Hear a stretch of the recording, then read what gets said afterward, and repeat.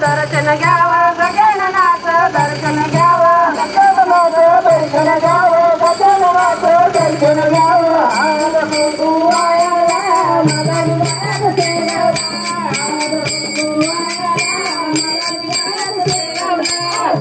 विराज केला